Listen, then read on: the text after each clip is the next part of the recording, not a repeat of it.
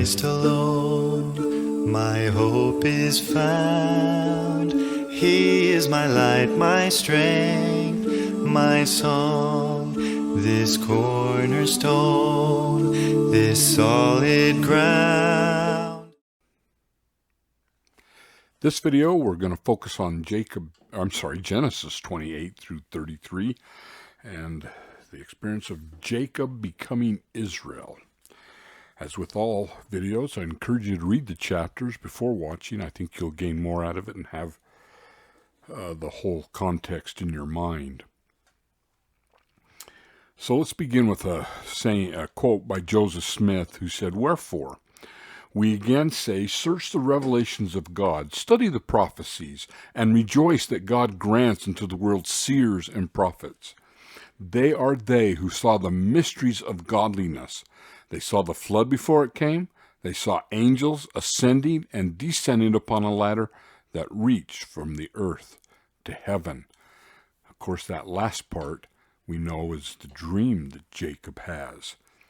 But don't you love what he says? They are they who saw the mysteries of godliness. There is more that we just don't have record of to all these things that these great prophets saw. And we just have little glimpses in the Old Testament. Someday, hopefully, we'll get the fuller record and see how profound this statement by Joseph Smith really was and still is.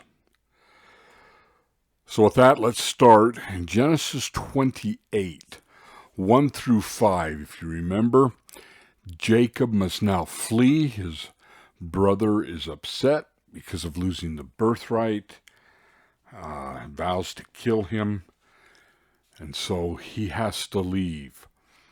But before he does, Isaac gives him the blessing and some parting instruction.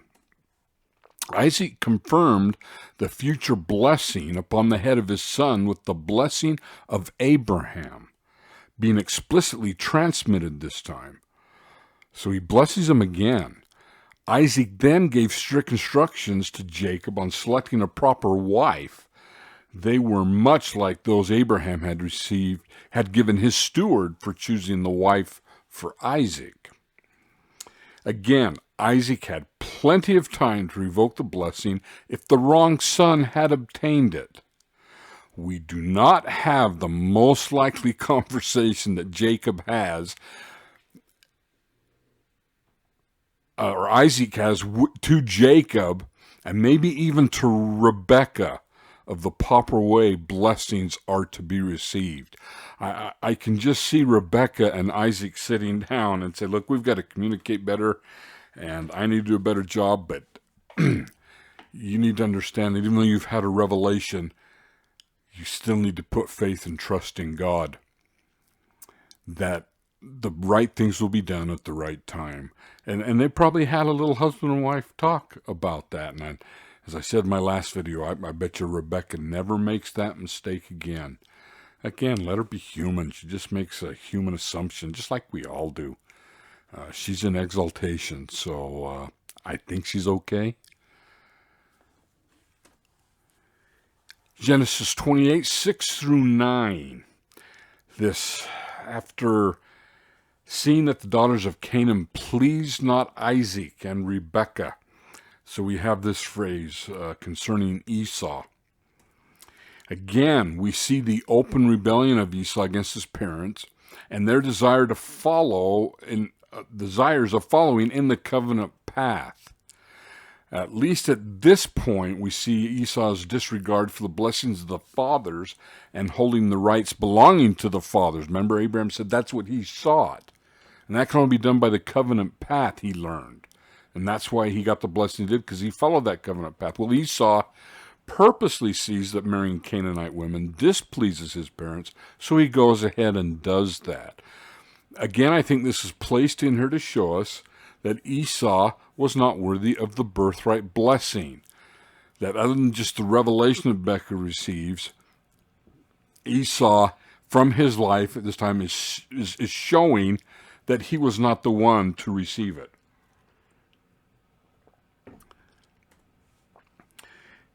maybe something we can learn from this is if I disregard the gospel and the associated covenants, then I will act in opposition to God.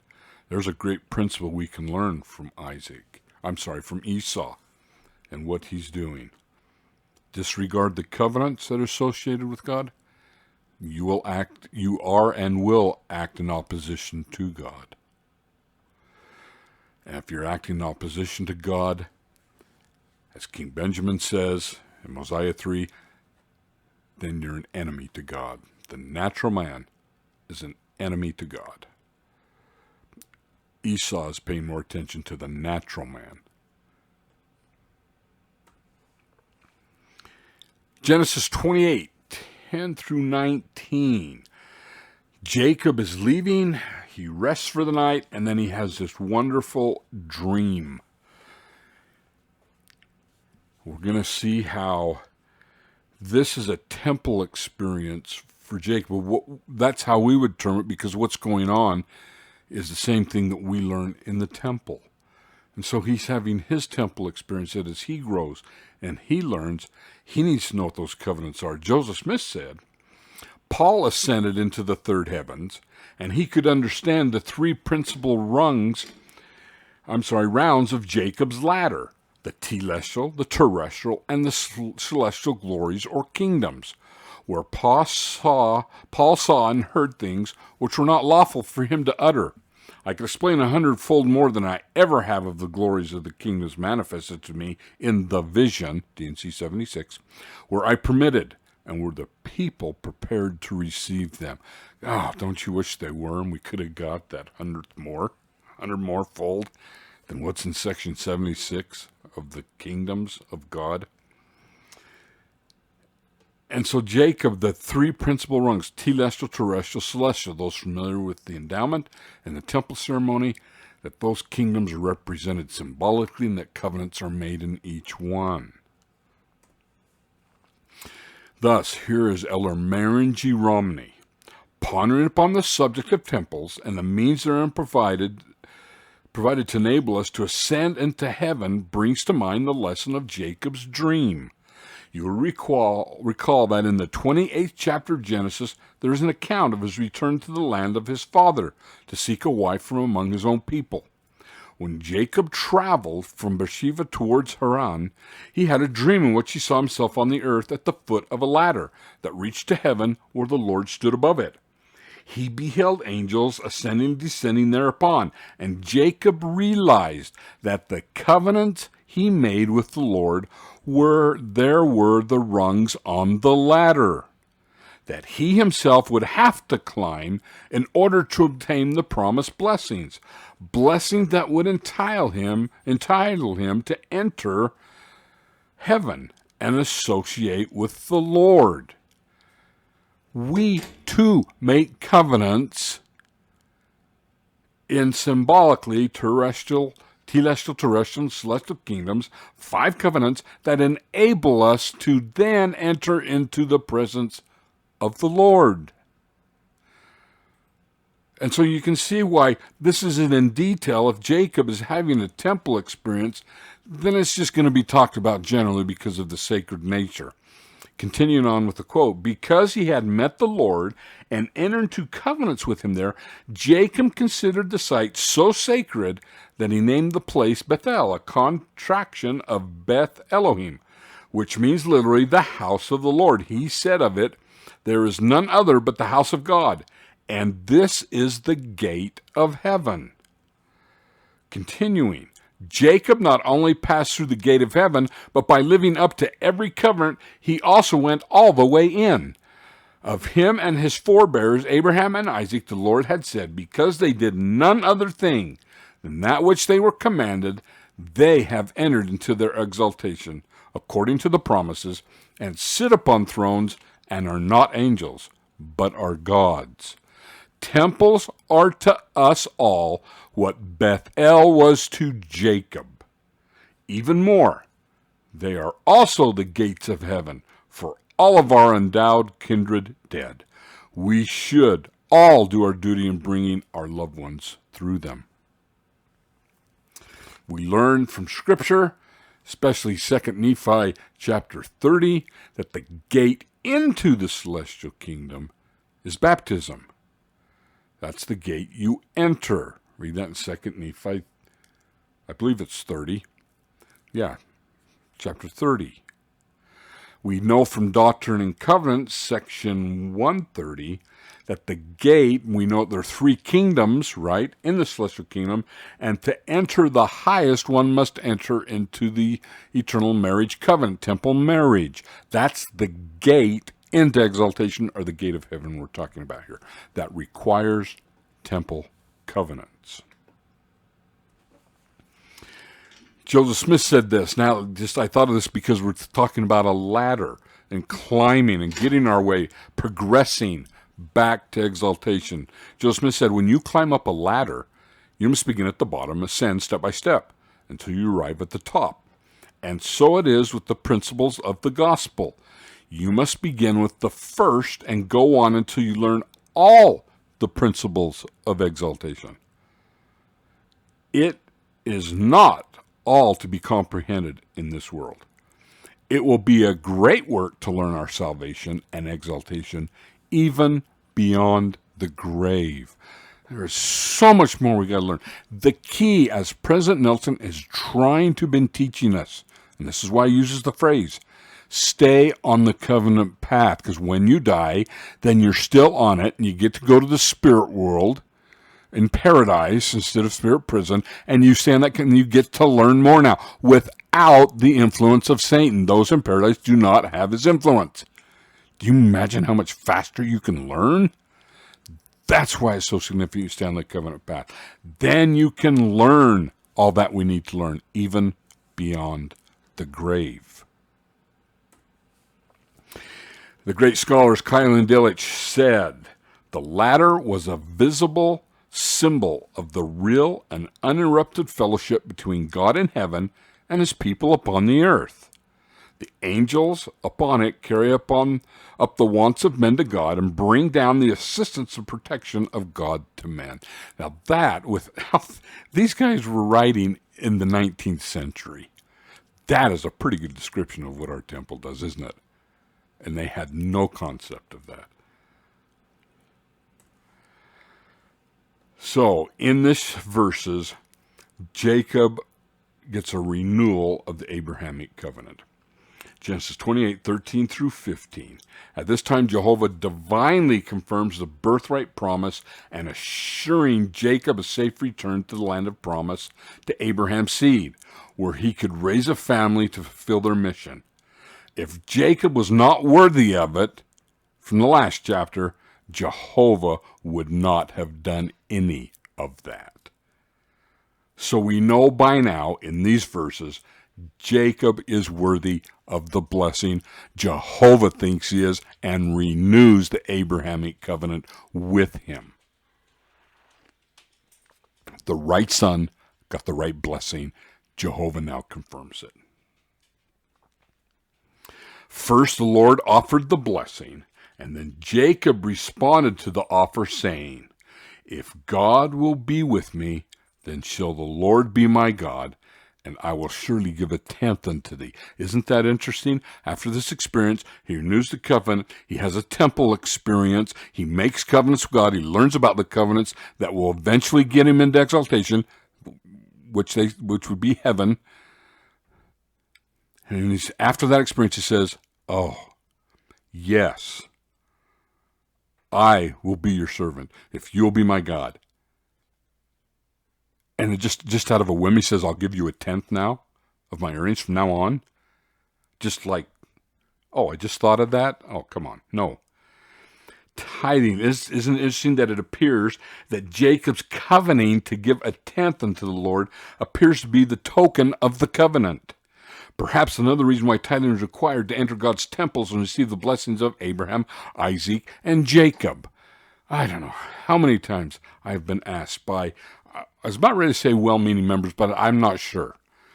Brother Cluff, why do we have to pay to go to the temple? And I scratch my head, what are you talking? I haven't paid a thing to go to the nobody says right. And then they, well, you have to pay tithe and go there. Oh my, what?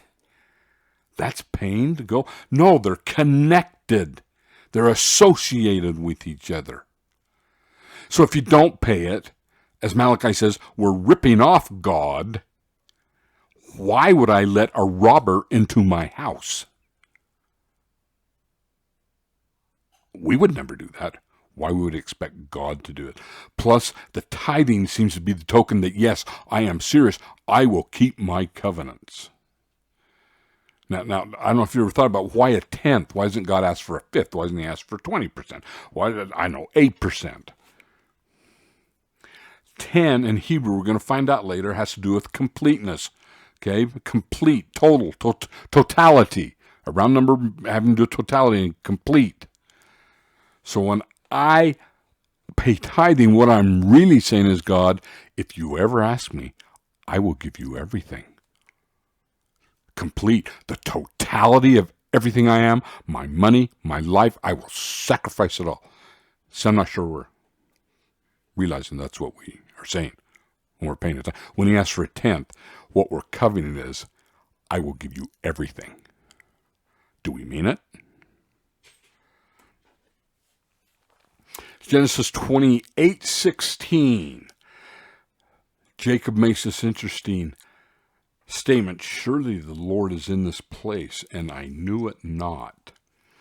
Kyle and Delitzsch, again, these two faithful scholars. Not that the omnipresence of God was unknown to him, but that Jehovah, in his condescending mercy, should be near to him even here, far away from his father's house and from the places consecrated to his worship. It was this which he did not know or imagine. He understood it at home with his dad and going and being taught. Just like when we leave home for the first time, remember a mission or military service or whatever it is, college. And then we realize, oh, I can even hear away from my parents. I can receive a witness. God can surely be in this place, too, with me. Genesis 28:17 of this experience after he said, and he was afraid and said, how dreadful is this place? And we kind of scratch our heads and think, well, I've never felt afraid in a temple, and this is a dreadful place. If this is a temple experience, what is Jacob saying? Well, let's take a look at these words here. Afraid in Hebrew comes from the word yareh. Also has the meaning of to fear as a synonym for righteous living, meaning growing out of the view of fear or reverence that then motivates you to produce righteous behavior. Okay, so there's a reverence, a reverential fear that motivates me that, I have so much respect and reverence and offer him. Yes, I will follow you. It just motivates me to have righteous behavior. That's what that means.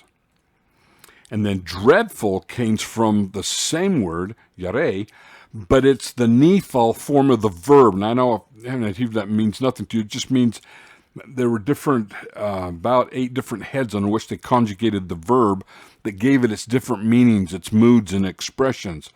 And nephal is just one form of those. And so used here, it has the meaning of astonishment and awe, inspire reverence, godly fear, sacred. Okay, so in one meaning, when the verb's used one way, it has that above that I just showed you. And then if it's used if it's conjugated in this other form, then it means astonishment, awe, reverence, godly fear, sacred. So here's probably a better translation of this verse. And he, Jacob, was in such awe and said, how sacred is this place? This is none other but the house of God, and this is the gate of heaven. Now that describes the temple experience. That describes it. And so that's a little better. Thus Jacob carries with him a witness of awe and reverence that enables him or motivates him to live righteously, just as experience in the temple should do for us. One of the purposes of it, that if we go there worthily, that will be inspired by such respect and the Spirit just moving upon us that it motivates us to live righteously. We wouldn't think of offending God because of what we just experienced. That's what Jacob's experienced, and we should too as we go through the temple. And you can see the reason why going back now for our dead, God's a genius. Okay, all these ordinances now have to be for your dead. And so I want you to go back, and we keep going back, and we keep getting this all, and that keeps motivating us if we're there worthily and we do it right. Genesis 29. Okay, moving to chapter 29, verses 1 through 12, the story of Jacob meets Rachel, the daughter of Laban. This is just to give you an idea of this whole family. Remember Abraham's father, Terah, and he has the brother Nahor, who marries Milcah, and then Haran, which the city's named after he leaves Ur, and Haran has Lot, Milcah, Sariah, and Iscah. Well, Haran dies. Terah then adopts all of those kids, and so in a sense, Sariah is his sister in that sense, even though it's his niece. And then through Nahor, who Milcah marries to, Abraham's brother, Bethuel is married, and there we get Laban and Rebekah, okay, through Bethuel. And then through Laban, we get Leah and Rachel. And so Abraham's married Sarah, who was his niece. Isaac marries Rebekah, who was his first cousin, once removed. And Jacob married Leah and Rachel, who were his first cousins. Remember, they wanted to go back to the family because they knew at least the gospel was taught there, that you could find someone who would be worthy to enter into gospel covenants. Remember, they all followed Abraham out of Ur, and so he would have taught them the gospel, his other brothers. Okay, Genesis 29:17. We get this phrase that Leah was tender-eyed, but Rachel was beautiful and well-favored. Trying to give some information, probably trying to explain the story, maybe why Jacob is more attracted to Rachel at first. So let's see what this means. The Hebrew word for Leah was tender-eyed is rak, meaning tender, delicate, weak of eyes, in opposition to bright eyes with fire in them, which was regarded as the height of beauty in Oriental women. So you kind of see this idea of that Leah's eyes were not bright-eyed confidence, but maybe a weak, more delicate, exhibiting tenderness. Perhaps she's more introverted, more shy, more that type of thing, where maybe Rachel's more outgoing, more gregarious, and that type of thing. So I think we're just getting an insight into their personalities. Rachel, where it says beautiful and well favored, comes from the Hebrew, so beautiful comes from Yafat To'ar, and the Yafat meaning fair, beautiful, while To'ar is describing the form rather than the appearance of a beautiful woman. It denotes the agent or the bearer of a quality or characteristic. So there's this quality or characteristic inside of Rachel that attracts Jacob. Okay, that's what the first beautiful means. Now, well-favored comes also from Yafat, but then it adds more. The Yafat meaning fair and beautiful, while more means appearance in the sense of how something looks outwardly as opposed to inner beauty. So Rachel had a fair or beautiful quality or characteristic about her and was in outward appearance beautiful. And you see that a lot of times in sisters, and that one could be more outgoing, one's a little more introverted and less outgoing, one's and that kind of thing. So you kind of see this in the two sisters. Genesis 29-20, I will serve thee 7 years for Rachel. Why 7? Why not 5? I would have said 1. I don't know. Well, not meaning my wife wasn't worth, but you know what I'm saying. I mean, that's a long time. It may have to do with this. Jacob's proposal may be explained partly on the ground that he was not then in condition to give the custom dowry. There was no camel train laden with gifts. Remember, that's what the servant of Abraham had, as they had been with Abraham's steward, negotiated for a bride for Isaac, or the usual presents to relations, and partly also from the fact that his situation with regard to Esau compelled him to remain some time with Laban. The scent on the part of Laban cannot be accounted for from the custom of selling daughters to husbands, for it cannot be shown that the purchase of wives was a general custom at that time. See, we're starting to get insight maybe, and we're going to find out Laban is a very dishonest man, and we're starting to see that. But it is to be explained slowly on the grounds of Laban's selfishness and avarice, which came out still more plainly afterwards. So Jacob doesn't have a dowry, and so the 7 years is a part of that. I'm willing to pay that. Now, perhaps the 7 years, why 7, of serving Laban is similar to the oath that Abraham made to Abimelech, at the king of Gerar, at the well of Beersheba, using 7 lambs. You can go back to my video that has Genesis 21 in it, and explain why they sacrificed 7 lambs to solidify the oath and to make an oath with each other. Okay, so they can live together in the land of Gerar. And so maybe this is the same reason. The word for 7 in the feminine form is Shavah. Okay, that's how you pronounce that in Hebrew. Well, the word oath is Shavah. Instead of Sheva, Shavah. Notice it's the same root, different vowels.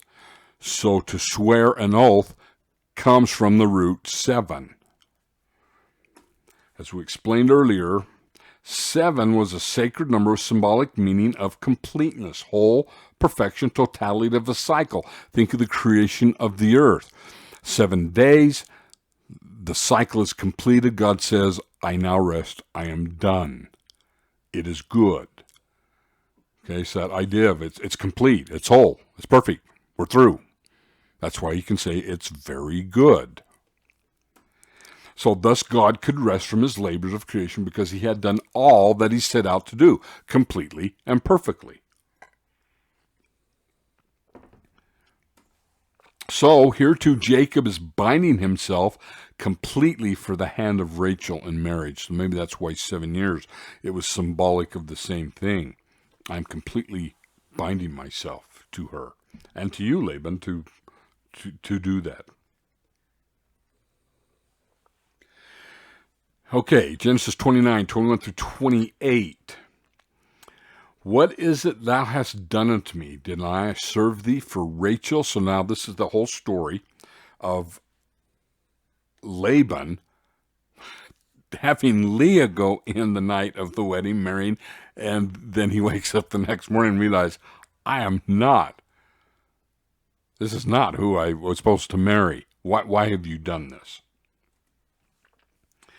Here is given the first glimpse of Laban's crafty nature. After promising Rachel Jacob for 7 years of service, Laban sent Leah to Jacob's tent to consummate their marriage. The modern reader may find it difficult to believe that Jacob did not discover the switch until it was morning. However, the following possibilities could explain the success of Laban's ruse. As sisters, Rachel and Leah may have been quite similar in height, weight, and general appearance. So generally speaking, you see that in families, right?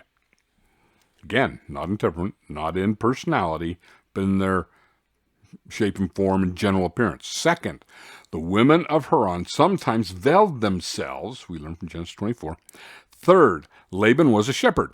If it was a typical shepherd of ancient times, he dwelt in tents instead of a permanent dwelling. The inside of the tent at night could be very dark. And finally, knowing what the reaction of Jacob would be if he discovered the substitution early, Laban may have told Leah to speak as little as possible, as not to give the deception away before it was too late to change it. Though Laban demanded another 7 years for Rachel's hand, he allowed Jacob to marry her at once. Once the 7 days of the wedding feast for Leah were finished, and to fulfill his indebtedness after the marriage. The gift of the handmaids to each daughter made the servants the direct property of each wife, not of Jacob. Thus, later, when the handmaids had children, the children were viewed legally as the children of Rachel and Leah, not necessarily to Bilhah and Zilpah. Okay, they belonged to Rachel and Leah. That's from the Institute Manual, of the LDS Institute Manual, I think, which gives a good explanation of things we don't have a lot of detail on. Now, that there was a custom that the elder daughter marry before the younger is very doubtful. If there really was, then Laban should have mentioned that. No, he's just a deceitful, greedy, selfish person. Now, let's take a look about this whole thing, because this story seems to upset a lot. I can't believe it. It can't be true. Really? That happened? What, like there's not deceitful parents today? Come on, people. Think about it. And some people just, well, look, I can't believe the Old Testament, and this is how a prophet got his wife, and I can't, and I'm like, oh my gosh, man, let them be people, would you? God, we do similar things. What is it with us? And demanding perfection out of the prophets of old and their spouses and everything that's supposed to turn out all Disney-like. Here's what we know by revelation. Here's what we know, truth. Abraham received concubines, and they bore him children. And it was accounted unto him for righteousness, because they were given unto him. And he abode in my law. As Isaac also and Jacob did none other things than that which they were commanded. Okay? That's from Jehovah himself. And because they did another thing that were commanded, they have entered their exaltation. So, this also applies to the two handmaids, Bilhah and Zilpah, that Jacob marries. Jacob is commanded by God, we know from Jehovah himself in section 132, that he was commanded to live the law of plural marriage. And in this case, it happens to be 4. Okay, that we know. That's all we need to know. They are in exaltation. You and I are not. That should tell us something. Well, let's take a look at why sometimes, notice not all the time, why sometimes does God then ask for plural marriage? This is probably the best place that explains why God does this sometimes. Other than he's God, and we are not, and without him we would die immediately, so that right there should, God commands it, let's do it. Here we go. We learn from Jacob chapter 2, 28 through 30, the one reason we know why God does sometimes ask this. Here we go. For I, the Lord God, delight in the chastity of women, and whoredoms are an abomination before me. Thus saith the Lord. Remember, Jacob's giving this conference talk, and the men had become immoral, the Nephite men, and justifying themselves because of the wickedness of some of the things David and Solomon did. Well, we got many wives without ever being commanded by the Lord or anything, and justifying it all. And Jacob's trying to say, no, that's an abomination.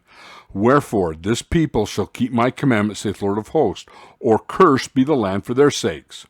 For if I will what? If I will change it, here's the reason. If I will, I, God, change, not you. If I, God, decide to change that, saith the Lord of hosts, to raise up seed unto me, I will command my people. I'll command them what? I'll command them to live the law of plural marriage, and it can be done by those I command. Do we see it? This is from God himself. For if I will, saith the Lord of hosts, raise up seed unto me, then I may command that. Otherwise, they shall hearken unto those things I just said. No, you have one wife. Now let's take a look at why that applies here so well. Thus, it is sanctioned by the Lord when needed to raise up seed or children unto the Lord. It's not necessarily to get a bunch of children down here faster, because from plural marriage in the early days of the church, that's not necessarily true, but maybe to get a certain seed down here at a certain time. 1. If Jacob had only married Rachel, there would have been only 2 sons of Israel born, Joseph and Benjamin, because she dies immediately after the childbirth of Benjamin. Well, now we've got a problem with the house of Israel. Remember, we have to have 12 sons here. He marries Rachel, that's it. There is no house of Israel. You and I are not, and we're not getting back to heaven. Number 2, since the Bible is mostly a record of the covenant line, it gives the names of the sons that were born to each wife, showing the coming forth of the house of Israel, who the covenant will be passed through.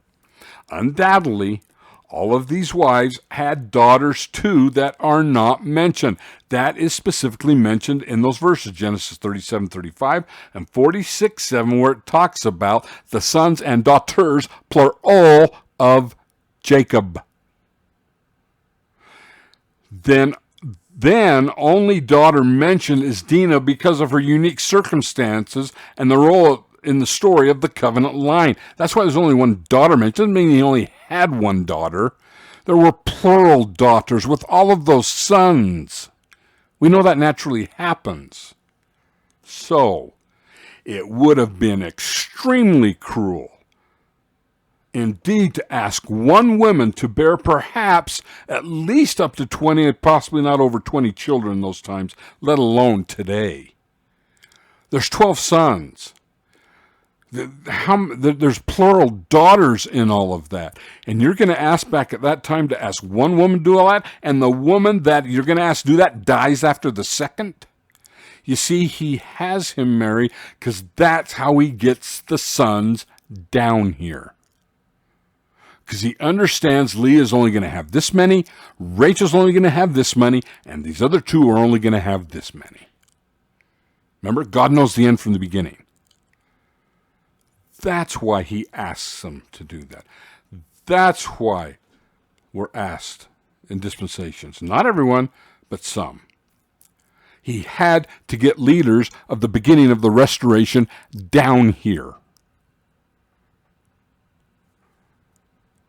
And so he asked, along with restoring every principle, that's part of it, but he asked Joseph and others to live that law to get certain seed down here now, just like we see here. Now, in explaining that, I don't pretend at all that it's an easy law to live. But it, to me, explains why God does it sometimes. Genesis 29:30-31, did Jacob hate Leah in the sense that we use the word hate? The Hebrew saneh does not mean hate in the terms we use today, but rather conveys the idea of loving less or turning away from. Okay, so a better translation would be that when the Lord saw that Leah was loved less or was not as favored as Rachel, that he opened her womb. Again, don't blame Jacob for being a human being with natural feelings and different things. I can't even pretend what it would be like asked to live the love plural marriage. Especially when you go into it thinking you're just going to have one. And then we know, again, they did another thing that God commanded them. And so Jacob is living the love plural marriage the best he knows how. And he's human, and he has human emotions and feelings like the rest of us. In 29:31-30:24, we now all of a sudden we get in the chapter 11 of the 12 sons. Benjamin will come later, as I said, when Rebecca dies. I'm sorry, when Rachel dies. That will come later in, I think, 33 or 34. And so we get the children of Israel that come down here. The scriptures in this chapter indicate that each child born to Jacob was given a name which reflects the feelings of his parents. Because being able to bear a male child for their husband was a great honor in their culture, it is in ours, but even more so. Okay, honor and status is given to you. There was a tremendous competitive spirit between the wives. This can be seen from Rachel's statement. And when Rachel saw that she bare Jacob no children, Rachel envied her sister and said unto Jacob, give me children, or at least I die. I want to be respected too. I want to be unheard. Okay, that's a little more so than in our culture. That they felt these children being born were being directed by God can be seen from Jacob's response to Rachel. And Jacob's anger was kindled against Rachel and said, am I in God's stead, meaning am I equal to God, who hath withheld thee from the fruit of thy womb? I don't control this.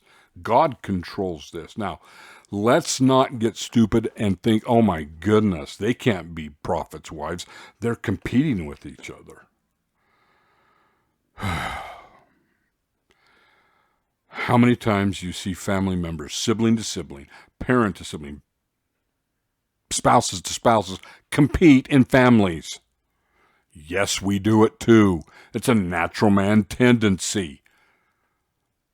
So let's let Rachel and Leah be natural human beings with their own strengths and weaknesses. They're learning line upon line like we are. They were not perfect prophets' wives when they all of a sudden married him. Okay, let's quit using the excuse that the Old Testament's not worth reading because, this can't be the way how prophets and families come down. Oh, yes, it can. What, do you think from Joseph Smith to President Nelson that they all come from perfect families? Goodness, people. And it must be remembered that these are mortal people dealing with mortal situations of their time in a very different culture from our own, especially when it comes to childbearing. They too were to learn line upon line just as we do. Even today, we see family members compete with each other over a variety of things. grades, sports, spouses, just on who's better and they have a competitive nature, and then it can destroy a marriage. Rachel and Leah, just like everybody else, have to learn how to get along. Don't use this as an excuse that you're justified not studying the Old Testament. I don't think that'll fly at Judgment Day. Genesis 29:3, the children of Israel. Here is then the 12 sons, and you can go back and read all this, but you can see Reuben, joy for having a son. See a son is what Reuben means. Simeon, hearing, the Lord has heard me again. Okay. Levi, joined. This time my husband will be joined with me. And again, I don't even pretend to understand the motions and logistics of everything in plural marriage. Judah, praise. I will now praise the Lord. She's given another son. And then she can't. So Bilhah then is now given so that Rachel can have some kids. Judging, God hath judged me. And then Naphtali, with great wrestlings has I wrestled with my sister. I am now getting children. Gad, meaning a troop.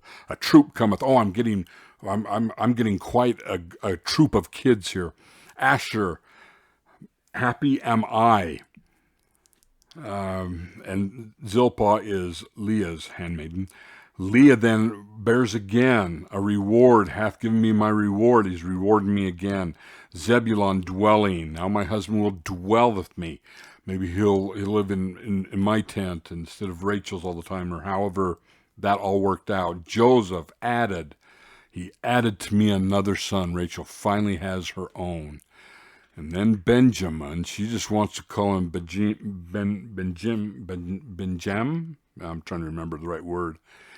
But that had to do with her, dying and that kind of thing.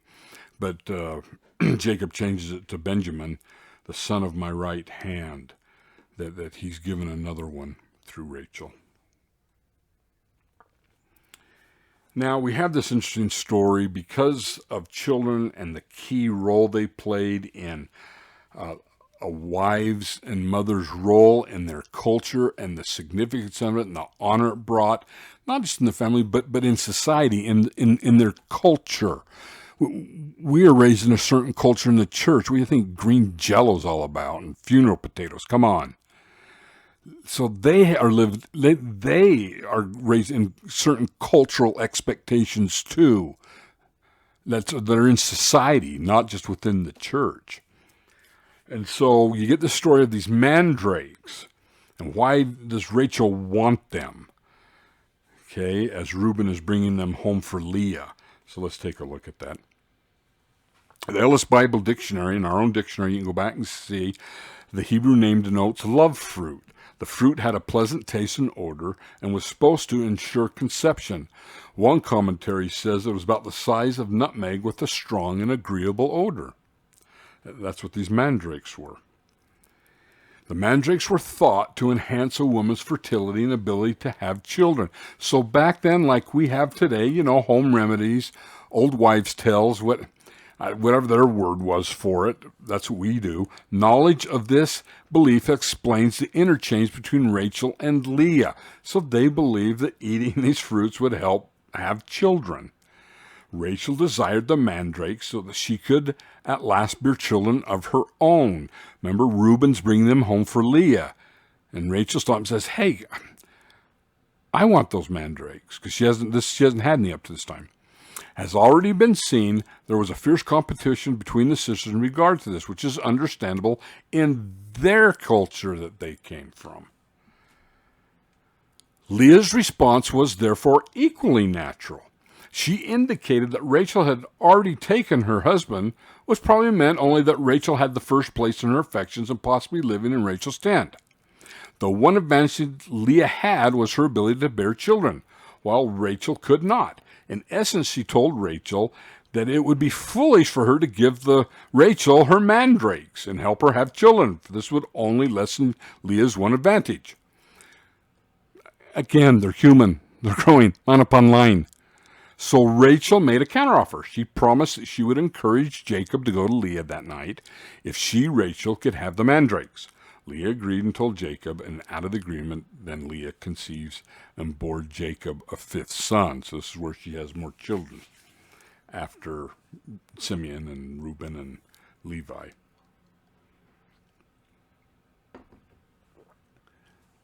In relating how Leah conceived, and Rachel did not, in spite of the mandrakes, and that Leah did not conceive because of some love apples, but was of God, Genesis 30:17 states, and God hearkened unto Leah, and she conceived and bare Jacob the fifth son. So we're probably given that and let them know, no, it wasn't because of those, it's because this is God's will, and I'm bringing down these important sons. Genesis 30:22-24, and God hearkened to her. Again, as in two previous generations, the birthright son was born only after some delay, soul-searching, and sincere prayers of God. Okay, this is in reference to Rachel finally becoming pregnant. Rachel had turned first to her husband to demand children and had been called to repentance. Jacob says, look, I'm not God, I don't decide those things. She then turned to her sister Leah to negotiate from some herbal remedies, only to find that Leah was blessed to bear another son. She said, God's not going to work through some old wives' tale. Finally, Rachel turned to God and responded to her supplications. When at least a son was born to Rachel, she named his name Joseph, literally meaning he shall add, hoping for yet more. But the name was more prophetic still, for it may be derived from a verb meaning he shall gather. Now that's interesting, isn't it, with what Joseph's going to do in his final mission in gathering his family together and saving them, and saving all of Egypt at the same time. Genesis 30:37-43. Did the peeled rods influence the conception of the flocks of Jacob? Now remember, Jacob is working for Laban. Laban is immoral. He's business dealings. He rips off Jacob all the time. Jacob goes to him and says, look, because Laban realizes that he's being blessed because of Jacob. God is blessing him and growing his flocks and everything. And Jacob's realizing that he's getting ripped off. So Jacob goes to him and says, look, let's make a deal. We'll separate the sheep and goats that are spotted and striped and that kind of thing from the white ones. and I'll take the ones that are the spotted and striped and that kind of thing, and you get all the others. And Laban says, that's good because those were recessive genes and those were usually limited in number. And so Laban's going, hey, I'm getting a good deal here. I'll get the majority of the seed. So they make a covenant. That's their business plan. So they separate those out. Jacob has less than Laban. And any more that are born that way, Jacob gets to keep the spotted, the ring straked, the striped, and that kind of thing sheep, where the white ones and brown stuff go to Laban. See, from now on, that's how they'll be divided up. And Jacob now gets to start, he's starting to make his own. He gets to have his own sheep now and his own stuff and his own goats. And so that's what's behind all of this. So the more spotted and speckled and striped goats and sheep that come out, that'll go to Jacob. All the others go to Laban, which naturally in nature you have less of the spotted and striped and that kind of thing. So there appears to be an ancient belief that what a female, again, probably another old wives' tale, that's how we say it, that what a female parent sees during pregnancy will influence her offspring. Now, we kind of have a similar thing today, so let's, Gal, chill out with these people. Saying, God, I can't believe Jacob believes in old wives' tale. Well, Gal, how many do we believe in? People, really, come on. Quit trying to justify not reading the Old Testament. They're just like us. This thing's so applicable. It's a beautiful book. Oh, it's so beautiful. We believe that, right? There are pregnant women in the church who will play certain kind of music because what it listens to in the womb, then that's what he's going to come out liking. They're hoping they'll be the next Mozart or something. God, we do similar things. Jacob seems to give some credence to this belief that they had back then by going to work cutting rods of green poplar, hazel, and chestnut, and then stripping away the bark here and there to make them look spotted, these rods, sticks, in the hopes that this would influence the sheep and goats that conceived to bear kids that were spotted, making them the property of Jacob. Right? That what these conceived female goats and sheep look at, then that's the kind of offspring that, well, they're going to look at spotted ones, I'll get more spotted ones. Here we go. Again, there was this belief. To help ensure the success of this, Jacob put the limbs and rods in the watering trough so that the female animals, who then conceived, could not help but look at them. He made sure that the most virile of the flock received this treatment. When lambing season came, there were many brown sheep and ring-staked, striped, and spotted goats, which would seem to indicate that Jacob's experiment worked.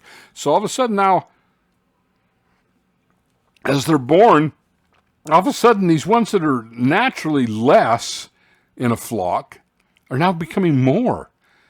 And Jacob's thinking, wow, I guess that worked pretty good. Now he's growing his flock. Laban and his sons are getting jealous because it's getting bigger. Because remember, he gets to keep all those that are these different colors. Well, but Jacob received a revelation from the Lord explaining what had really happened. Okay, he's going to learn too that, no, that wasn't it. I know you have this tradition in your culture, but that wasn't it, Jacob. He was shown the mating process, and he saw that the sires were all ring-streaked, speckled, and grizzled. Of course, Jacob knew that he had removed all the rams of this description from Laban's flocks. Remember, they were his.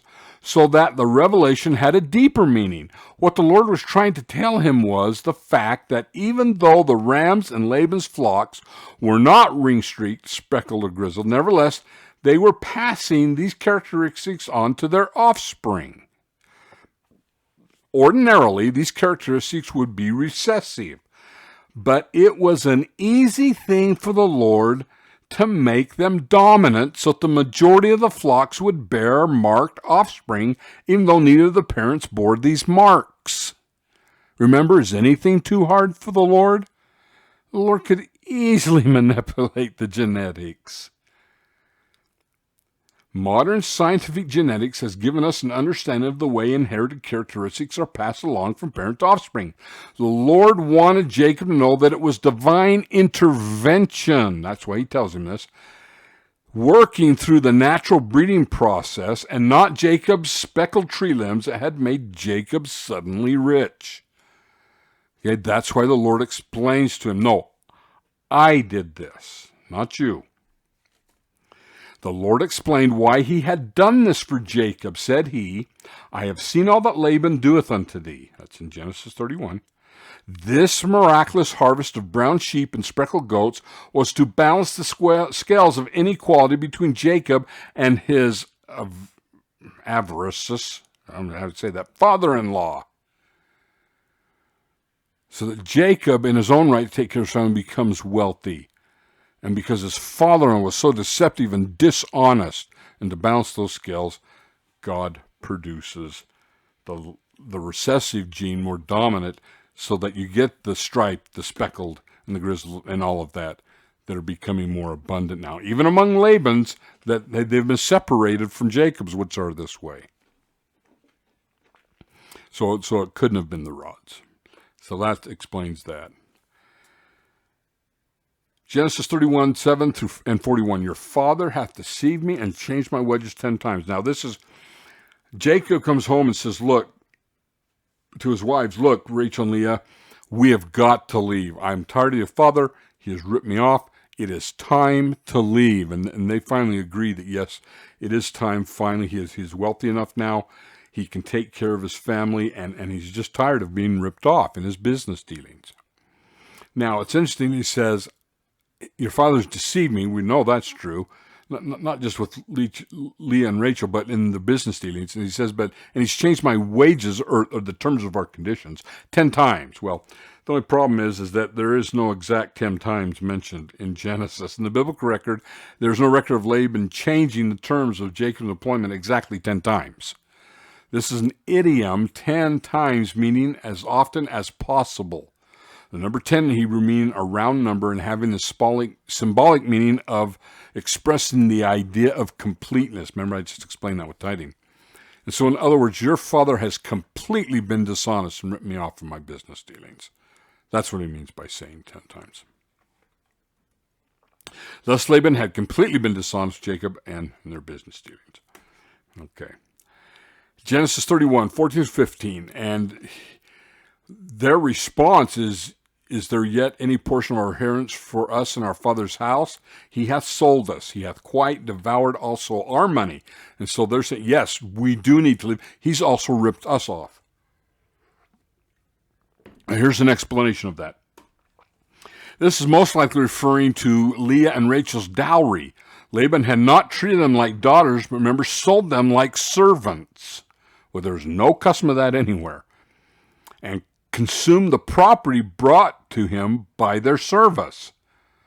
Thus, their willingness to leave with Jacob, since there was nothing left to keep them there.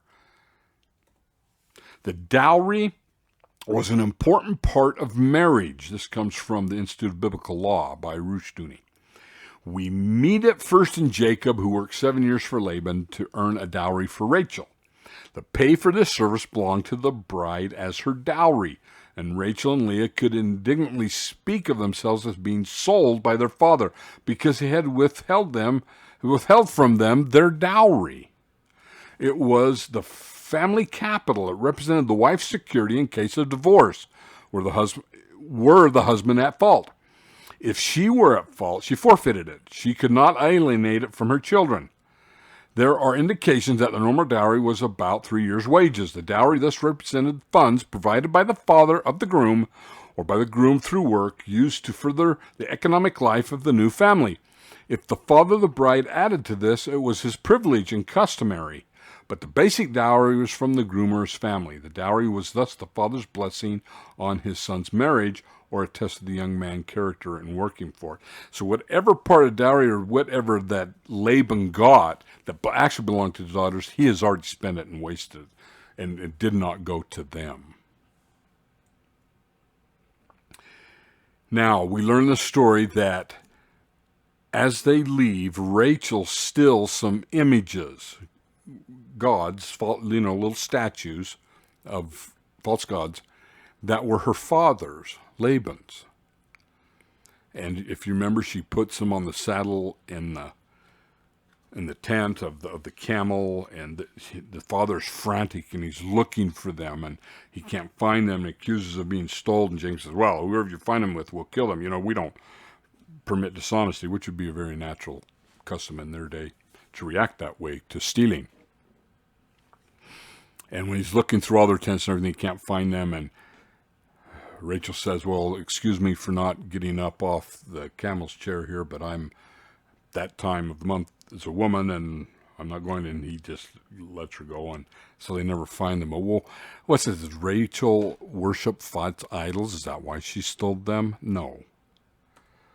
The Hebrew word teraphim means a kind of idol, object of reverence, and means of divination, some rendered as household gods.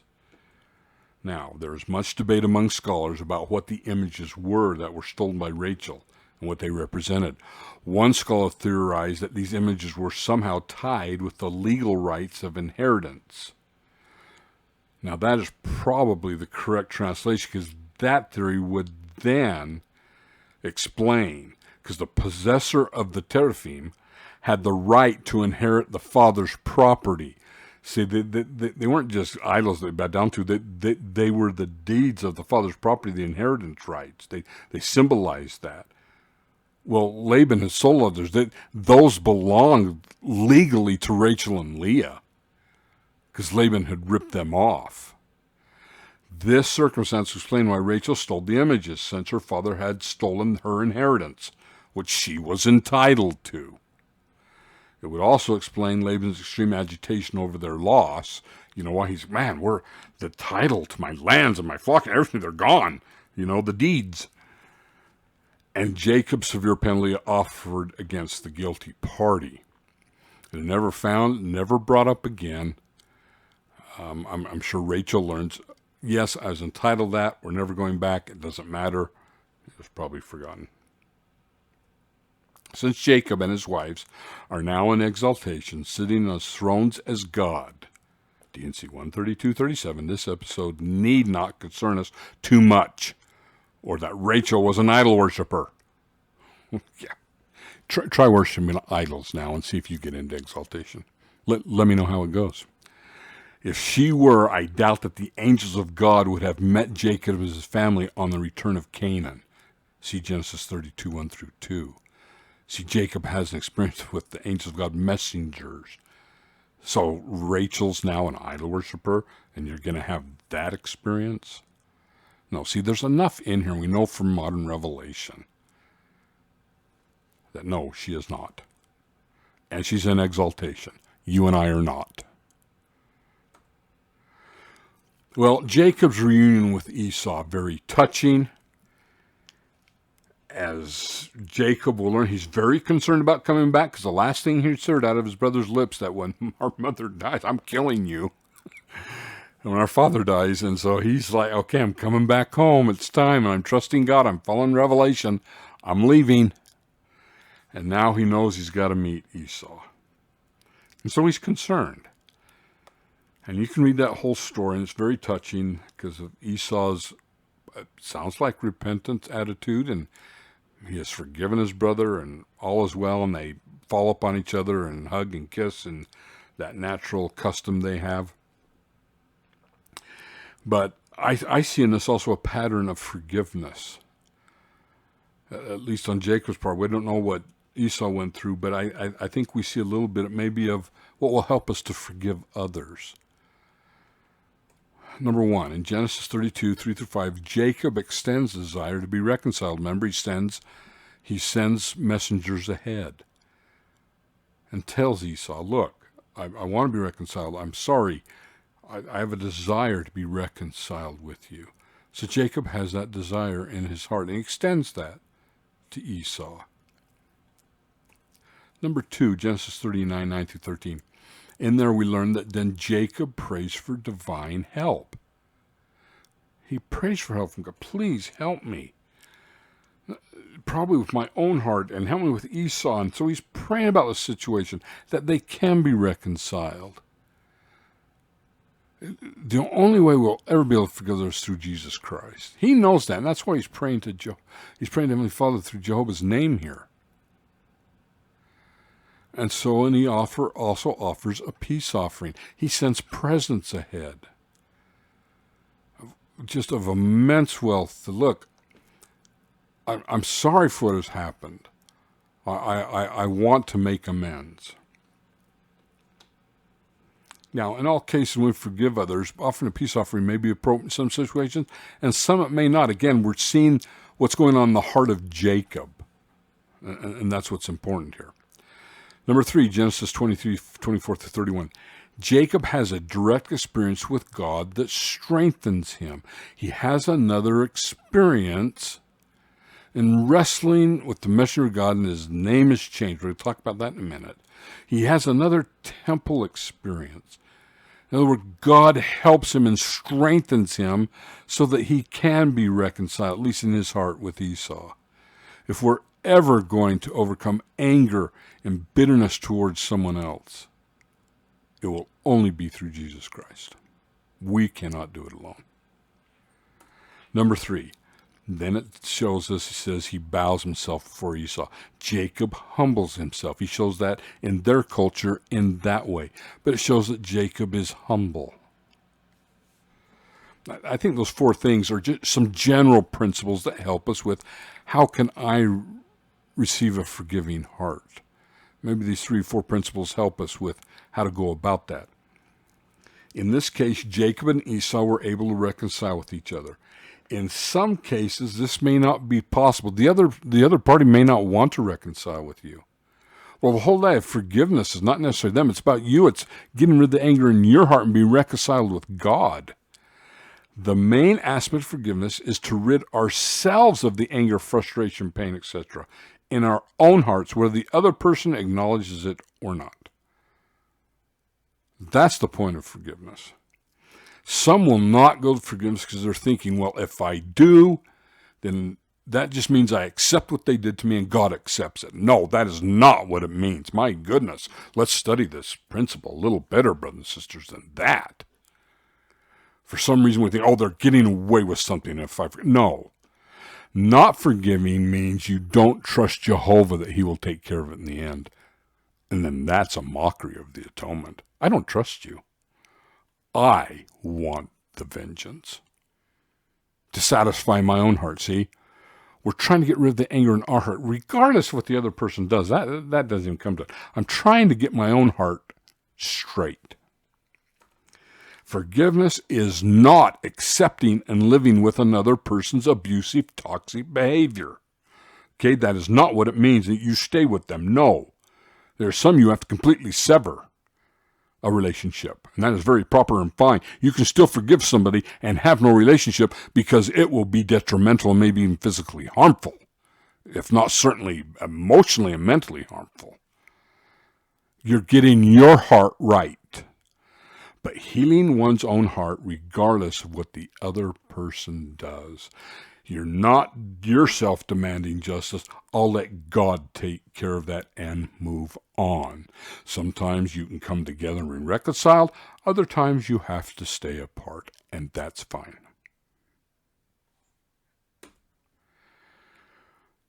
Okay, the famous story of Jacob wrestles with God. Do you really think that he wrestles with an angel? When you think, or if it's God himself, that Jacob would be at a great disadvantage with that. I'm going to hopefully sacredly and tenderly explain why this story is purposely vague. We have enough to let us know, brothers and sisters, that again, Jacob is having another temple experience. Sacred covenants and blessings of the temple are being described here very generally, and I'm sure over the years been corrupted. And I don't think Joseph Smith straightened them out much because they are very sacred in nature, and those who've been in the temple will understand. First of all, it's because of the book of Enos that we understand what Jacob's really going here. I doubt very much that he physically actually wrestles. Remember, here's what Enos said.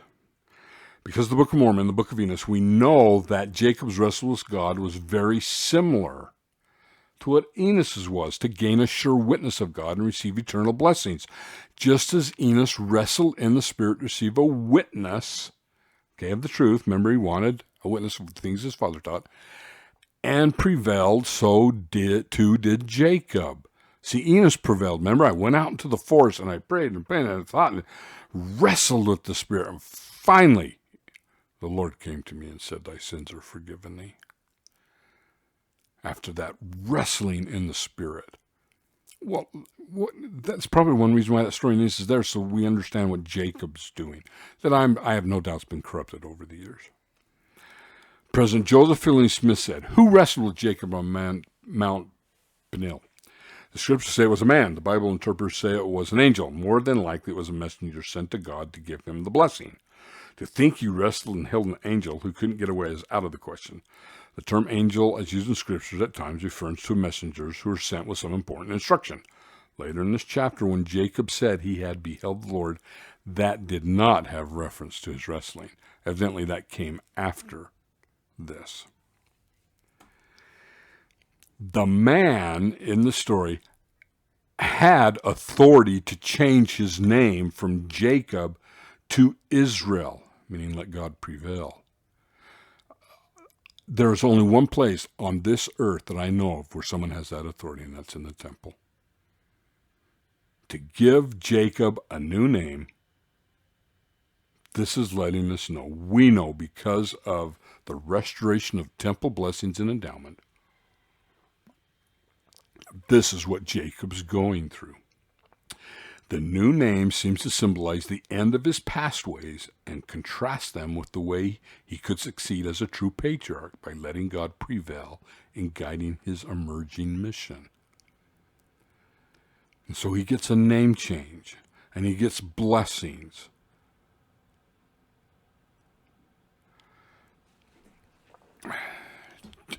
The only place I know that ever happens is in the temple. Now it says that the angel, or the man, not the angel, but the man touched Jacob's thigh. Now this is the same word used back in Abraham, where it says that Abraham and the servant made a covenant. Remember, to go find Isaac a wife. That Abraham touched the servant's thigh, and then Joseph says, no, that's hand. They touched each other's hand like a handshake. Now, in sacred solemnness, this probably should be hand also, and I think the reason why Joseph didn't touch this is because of its sacred nature and didn't change it. Remember it says he touched the hollow of his thigh. If that was changed to hand, to touch the hollow of your hand is to touch the center of the palm of the hand, to touch the palm, to touch in the middle with your fingers. That's all I'll say about that. Kyle and Delish, those two great scholars, give this insightful commentary about this whole episode. To save him from the hand of his brother, it was necessary that God should first meet him as an enemy and show him that his real opponent was God himself, and that he must first of all overcome him before he could have hope to overcome his brother. Isn't that so true? If we're going to forgive others, we've got to come to terms with God. We got to come right with him first.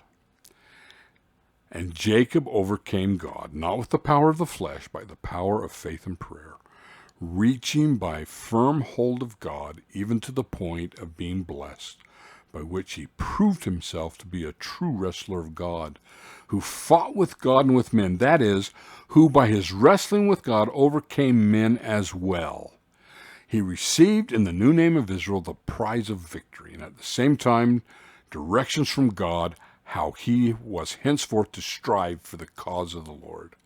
By his wrestling with God, Jacob entered into a new stage in his life, A sign of this, he received a new name, which indicated as a result of his conflict the nature of his new relation to God. Again, these brethren in the 19th century, no restoration yet, and yet they describe the endowment and the temple experience on which we're supposed to have perfectly. So we see at the beginning of him leaving home, having a temple experience, and learning the covenants he needs to make. And now it looks like towards the end here, he's now receiving a new name. He's now receiving the actual blessings. He's now receiving a more sure word of prophecy, and does get blessed by God.